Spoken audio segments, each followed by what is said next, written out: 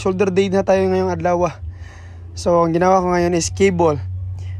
Turuan ko kayo kung paano gawin yung cable shoulder. Basta yun. So ang first kong ginawa is nag-kneel down ako and kinuha yung gripping moment. So yan. Yung pag-angat ko guys is palabas lang para mas ma-focus sa shoulder. And yan guys, kitang-kita nyo. Yan. Slower down and up. Yan. So maximize muscle ang tawag dito. Mind muscle connection pala.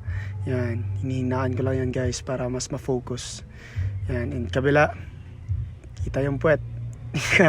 Yan, so slower. 1. Kitang-kita nyo sa back guys, nagka-contract yan. Yan. And make sure guys, kapag for beginners to pag small muscle yung tatamaan nyo, make it small, lighter lang yung karga natin para mas ma-focus talaga. Hindi yung ibang muscle yung mag-work pa, kumbaga. Yan, so tapos na ako. And flex again. Yan. Kitang-kita nyo yung pump guys. Yan. Tignan nyo yung shoulder. Hit nyo yung shoulder nyo 2 times a week or maybe 3 times as long as hindi kayo nag-overtrain. Yan. Pwede yan.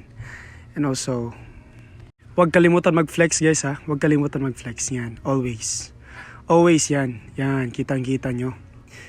Pump na pump yan guys. So if you like this video, leave a like naman and leave a comment. And also follow me na rin para sa engagement. Thank you so much. Yun lang.